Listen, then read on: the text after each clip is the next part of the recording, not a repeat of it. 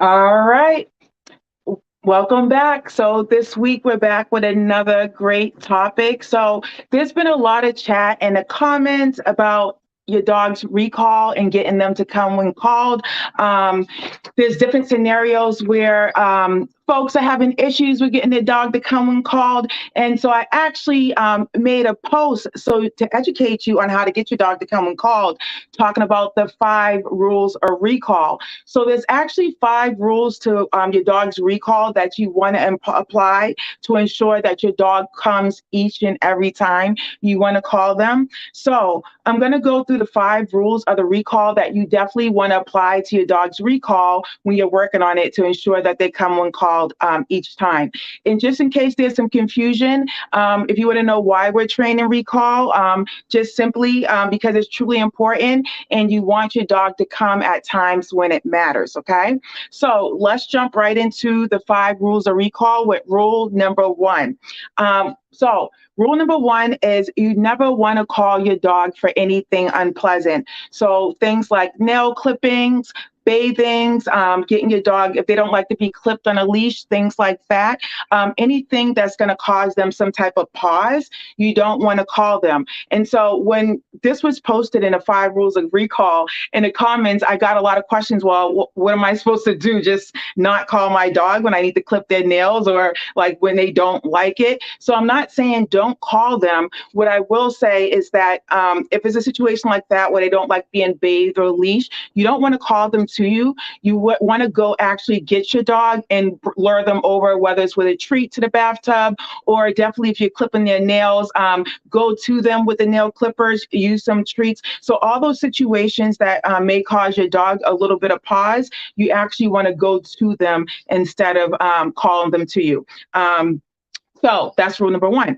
Rule number 2, never call your dog if you're not sure your dog should come. So as I said, all recalls should ideally be successful. So we talk about working at your dog's level, which means that you don't actually want to have your dog do something that's difficult beyond what you know they can do. So when you're thinking about calling your dog, if you're not sure they are going to come, if they're in those situations where you're already calling them and they're not coming, so ideally, let's think about some of those situations. So for instance, if your dog's in the yard and they're sniffing around, ideally sniffing is very, exciting for the dog. If you try to call them during that time, they're not going to come. And so you just don't, so you're not sure they will come at that time. So those are the situations where you want to go get them.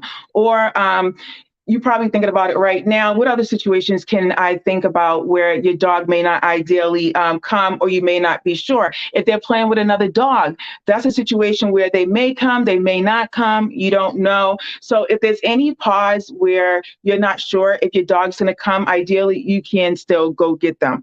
All right. So moving on to rule number 3.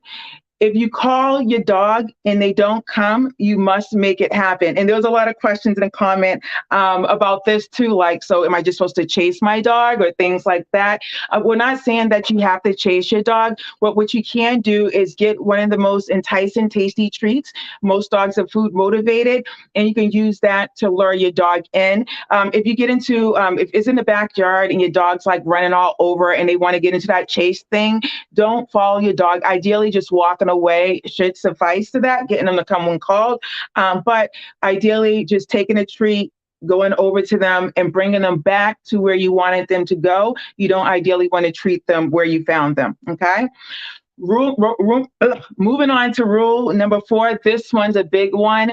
Never repeat the cue. Okay. So you want to resist saying, come, come pal, come pal, come pal over and over again. That's my dog's name. Over and over again, or whatever your dog's name is, because if they're not coming when you're saying their name the first time, they're probably not going to come the second and third time. And also it gets to the point where it kind of desensitizes the come when called or whatever words you're using, and they're just not going to do it. So ideally, if your dog's not coming when called, you can call them once, try moving a little bit closer to where they are, call them a second time. My rule is after 2 times, then you want to do, like we said, use a treat, go over to them, get them, and bring them back to where you want them to come. Okay.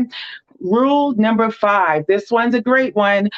Fabulous rewards call for fabulous recalls. So you want to use things that are going to be interesting for your dog. And also, even the way you call your dog is going to get them more enticed to even want to come to you. So be sure that the treats you're using are treats that's going to engage a dog, that's going to want to get them to come and call. And this one's a big one, and it could be a tricky one because you want to think about the environment in which you're having want your dog to come in. So I always talk about this. If you're asking your dog to come in when called inside the house, it's generally not that much really going on.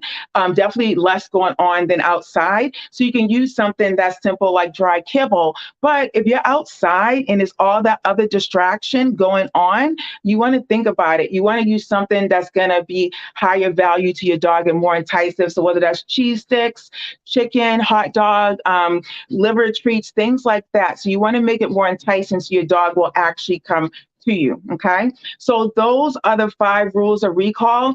And if you're thinking like, oh my God, how am I going to remember all these these rules? How do I even start to apply them? A little tip that I learned in dog training school and all that stuff is don't try to apply all of them at one time. Take one rule at a time. We kind of use this with identifying dogs' body language too. Take one rule at a time, work on that, and then start to focus on another rule. So for instance, say rule number 1, you don't want to call your dog for anything unpleasant. So this week, think about those times and try to take notice of those times when before you're calling your dog and think about it like, is this a pleasant time? Should I be calling them? Is it a time when they usually shy away? And then practice going to get your dog and bringing them away. And once you're comfortable with that, you can move on to rule number 2, 3, 4, and 5, because I don't want you to feel so overwhelmed by trying to apply all the 5 rules at one time.